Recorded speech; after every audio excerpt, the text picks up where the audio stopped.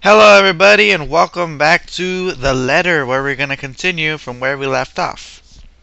And so our mom is asking to wash our clothes, so I'm going to say that I don't have a change of clothes, so before I managed to finish my sentence, little guy popped out of nowhere with something in his hands. Ta-da, he yelled. Father's clothing. Hey, big guy, little guy continued with a smile. Change into these. What do you say? Oh, thanks a lot. I accepted with a smile. And then I remembered something from earlier this morning. Be nice to big guy. Everything makes sense now. So after they left, I washed up and changed. Little guy and spent all day together after that. From dawn till dusk. We had some salmon for dinner. Tamagoyaki, cucumbers, and sesame oil on the side. Ravishingly cold and ravishingly delicious for a hot summer day. Little guy started getting drowsy after we'd filled our bellies to bursting. After after he was sound asleep, I walked outside. The nights are nice and cool here, I commented, half to myself. I walked along the road briskly. Soon enough, I came across a face that I knew well by now. In this world awash with silver light, reflected from high above, Father. Ah, so you came out to meet me, he said casually. No, I retorted. I was just out on a walk. Father just laughed and slapped me on the back with approval. It hurt like hell. So strong, so straightforward, and so loving. I had been such a fool for all this time. How had I so completely misunderstood him? Now how had I completely missed the fact that he was a good and great man? The moon's silver light flooded down on us as I pondered on this. And as we started on the road back home together, I must have been tired that night. Maybe I wasn't paying attention. Maybe I was lulling by the still of the night. There was a disaster. A car only... What? A car with only one headlight came barreling toward us at top speed. There was embankments to either side. Father was the first to react. Takahiro, he yelled. Get out of the way! Holy shit! I felt a terrible crash. That was Father pushing me as hard as he could. I tumbled down the embankment. I felt a terrible crash. That was Father hurled like a rag doll through the air. And like a horrible movie playing in slow motion, without a stop button in sight, Father's body crumpled onto the ground, twitching and was still. Or twitched and still. I felt myself screaming, Father! Father! Father! As I rushed to his side, my feet got tangled in something. I fell hard. It hurt like hell. I got back up. Nothing was going to stop me now. Father was right ahead of me now. There was blood everywhere on his body, soaking the ground. Not even the moved silver light could hide the gloss over the hideous red. It was then that everything became clear. There was no more future for Father now. Is he going to die now? Is this how it ends? Yes, Takahiro. This is how it ends. Father! All these thoughts were crashing through my head. I didn't know anything anymore. My eyes were too heavy with tears for me to see anything. So I felt rather than saw, Father smiling up at me, and he said, Thank you, Takahiro. What? I croaked. This is the first time you've called me Father. Oh, I managed. It was about all I could say. I always knew, he whispered, his voice getting weaker by the moment, that you wanted to spend time with me. Sorry. I grabbed his hand. Words failed me. You've made your father very happy, my son, he continued. You've grown up to be such a splendid young man. He smiled weakly. Why'd you do it? I cried out. Why'd you save me? What kind of man wouldn't give his life for his son? He yelled back with the last snarl of his strength. It's not fair, I screamed. We'd both yelled at each other now. Me in grief and loss, and him in love and kindness. Such love and kindness that I couldn't understand it. Father coughed, letting out a groan of blood. There was nothing I could do now. I have a request for you, Father whispered, all spent now. What? I managed, startled. My voice was quivering. I was doing nothing. I was doing everything I could to keep myself from crying. Maybe I convinced myself that maybe, just maybe, if I didn't cry, things might turn around. But Father already knew better. This is the end of the road for me, he muttered. I know my body, my son. No way, I yelled. You're going to be okay. Takahiro, thank you, he whispered with a smile. There was so much blood everywhere. The most horrifying sight I've ever seen. But Father, he just kept smiling. Will you do what I say? He continued. Anything, I replied. I'm not going to cry, damn it!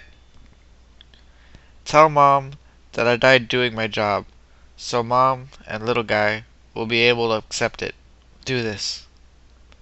He wanted me to tell a lie. For my sake. And more importantly, give little guy your words. Your words are mine. You're the only one who can do this. I stammered. Okay, Father. I didn't have the wherewithal for words anymore. Don't cry, don't cry, don't cry, don't you dare cry! I kept repeating that to myself as if it were some sort of kind of spell or enchantment or incantation.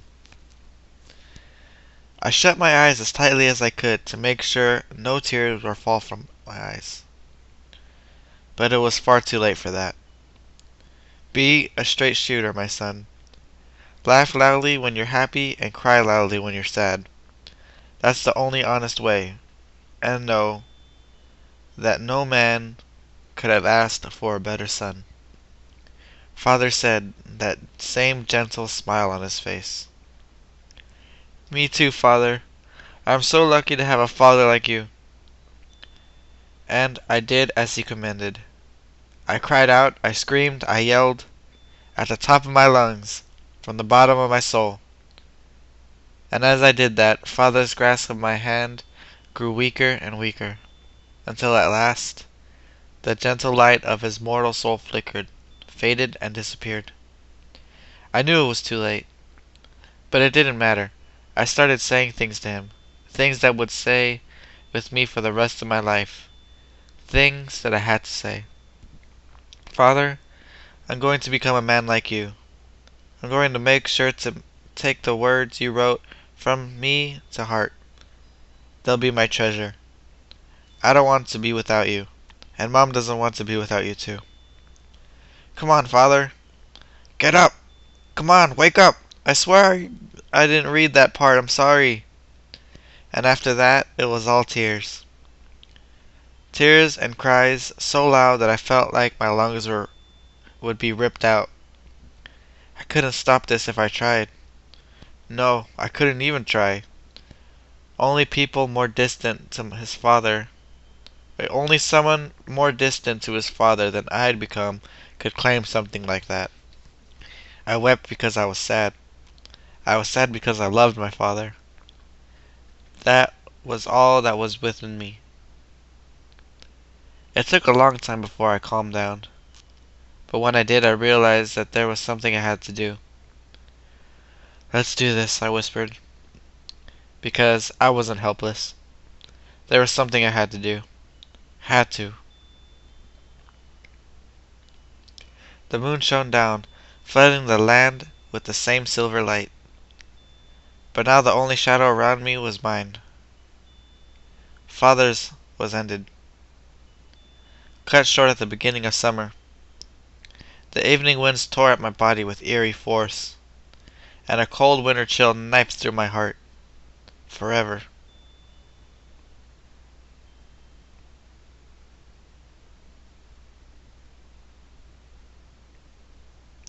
The next morning, Father lay in a state at home, under thick blankets, even though it was the middle of summer. Any life that had been in his body was now ended.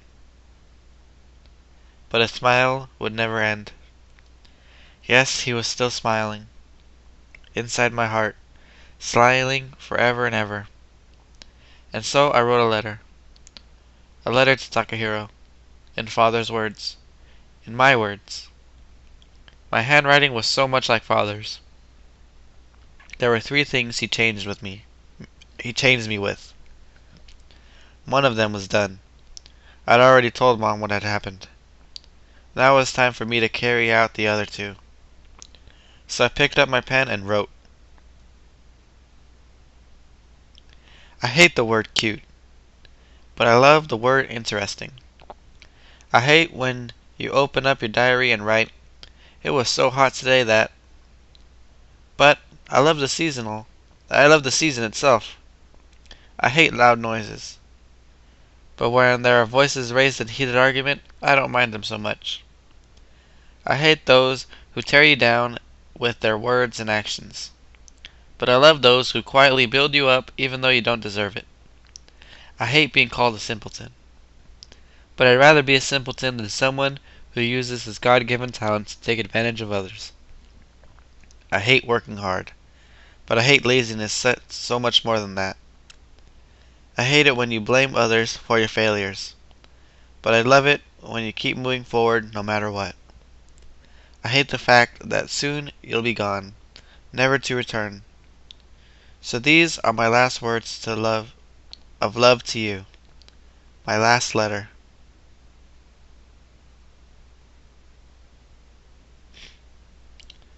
I came to Takahiro shortly before evening. I told him that Father's funeral would be in the morning, and I begun to execute the 3rd and last command Father had given me. "No, Takahiro, mind if we talk?" "Okay," he replied. There was no energy in that voice, and his eyes were red-rimmed and full of tears. He'd probably been crying since late last night. He'd probably not slept either. He must have been exhausted. And I didn't blame him. I wasn't in much better shape. How could it be? How could I forget Father's love, his strength, his greatness, just because he passed away? We walked out of the house and down the road. We didn't exchange a word. The quesadas were in full chorus around us. I stopped at the top of the hill, next to the post box. Then I turned to Takahiro. It was time. "This is your father's will, and this is my will, so take this. Treasure it always. Can you promise?" "This?" Takahiro asked. And he looked at the envelope I had given him with some amount of concentration. "It's a letter," I explained. "Yeah," he replied. "So what did he write?" "Read it when you get back. I know you'll understand," I replied coolly. "Huh?" Takahiro looked at me again, now with puzzlement. Now I'd come to full circle. The letter of his hands and the letter of my world were now one and the same. But that was fine. I'd given Takahiro everything honest that was within me. And now I had one last thing left to do. Right, the shrine. I began walking away. "Where are you going?" Takahiro asked plaintively. "Home's over that way, you know." I stopped walking. I didn't turn around. "I'm going home." Huh? Takahiro yelped. I told you I'm going home, I repeated patiently. You're leaving us? He cried out. He sounded as if I just told him that the end of the world had come. Yeah, I'm going home, I confirmed. Tell your mom thank you for me, will you? No way, he shouted. Don't leave me. I kept my face turned around, or turned away from his the entire time, because I didn't want him to see the tears running down my face. Listen to me, I said firmly as I could. Never forget that your father loved you. You hear me? Okay, he whispered back. And be good to your mom, you hear? Okay, he managed in a low voice. So I cut him off and yelled, Louder! I will! He yelled back. I believe you now, I said, with a smile and a trace of father's warmth. Takahiro said hesitantly. Big guy? I didn't say anything in reply. No, I couldn't say anything in reply. My time with him has been so short. So short. But in that time, we'd become such good friends. More than that. We were closer now than brothers. I knew it to be true. That was why it was so hard to leave now. Finally, Takahiro continued. We'll meet again someday, right? Yeah, I managed. I promise. Well, I'll never meet you again, but you'll certainly meet me soon enough. And if that wasn't the truth, I didn't know what was. The sun had pretty much set by now. Now it was twilight. The clouds were ablaze with the pinks and oranges of dying day. Just beautiful. The bright red of the mailbox seemed to concentrate these colors, reaffirm them, embrace them. Or reaffirm them, embrace them. And in the west, darkness painted the clouds with midnight blues and blacks. It was going to rain soon. No, that wasn't quite right. It was going to do much more than just rain. I finally turned to Takahiro and said, See you around, man. Takahiro looked up and replied, Alright, bye-bye. There were tears in his eyes. I went one way, he went the other. Slowly. Slowly but surely.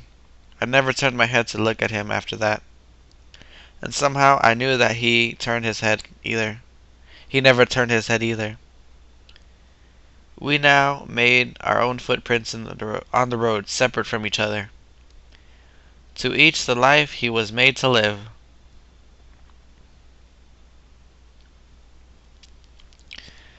It was already raining cats and dogs by the time I got to the shrine. That was the country for you. Sunny one moment, rainy the next.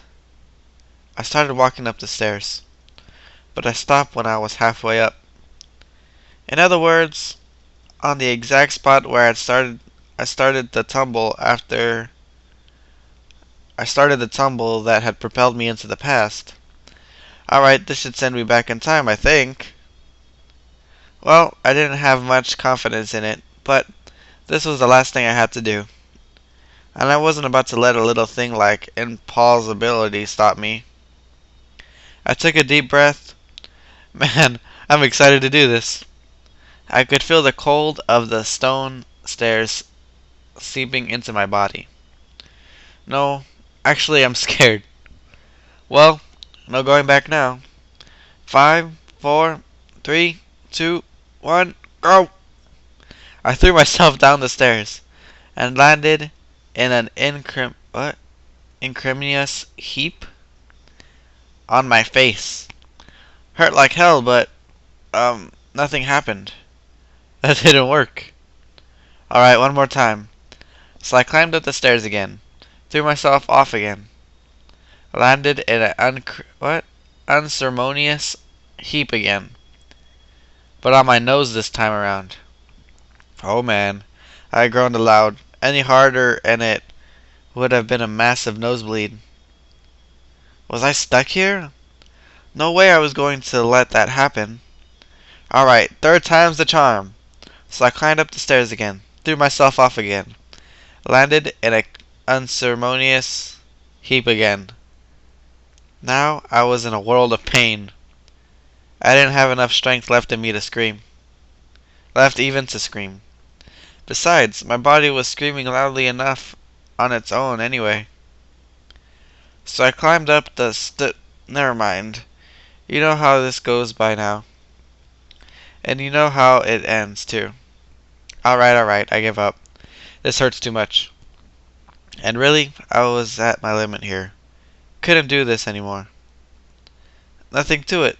Time to go back. As this was clearly an exercise in fertility, well, maybe I'd try again tomorrow. I started dragging myself back to little guy's place. But then I stopped at my tracks. When I saw something incredible. Rather, when I didn't see something incredible. The mailbox on the top of the hill was gone. My bruised face broke into a rueful smile. I didn't know whether I was happy or disappointed at this turn of events. Man, talk about mixed feelings.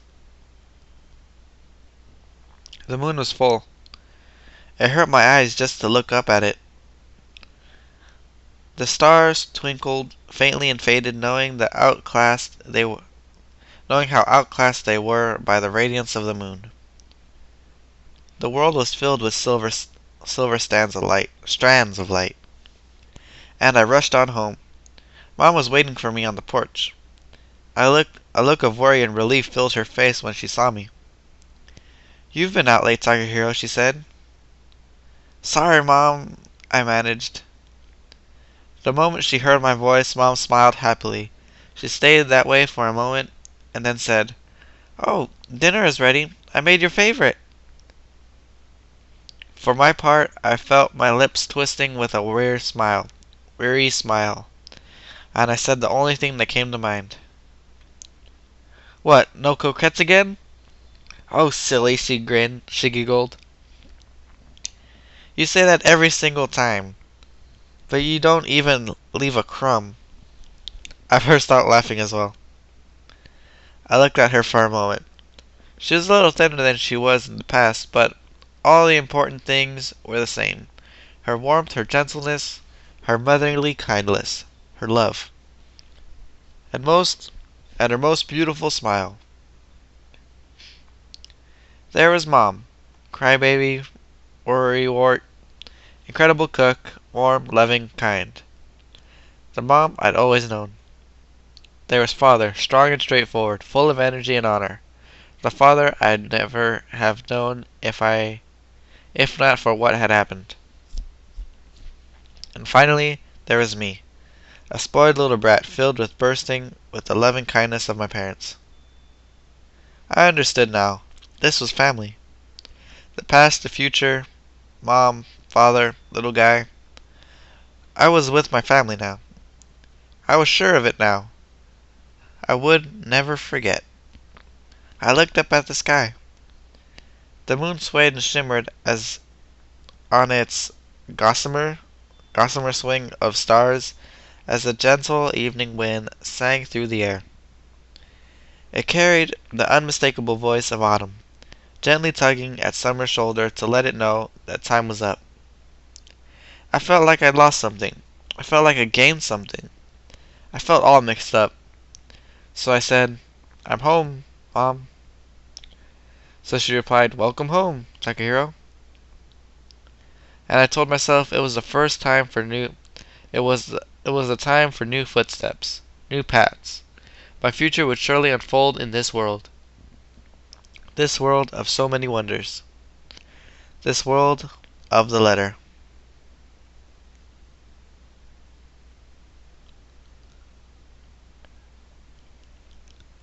Huh? Is this it?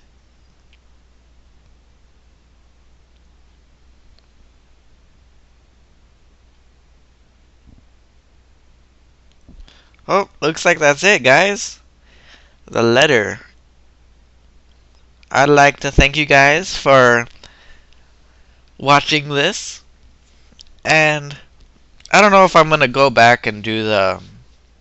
Yeah, I'm probably not gonna go back and do the other alternate endings. I don't know if there is alternate endings, but there were different choices I could have said. So I don't think I'm gonna do those because I don't think they'll be much different. And once again, thank you, and I'll see you guys in the next LP. Okay, later.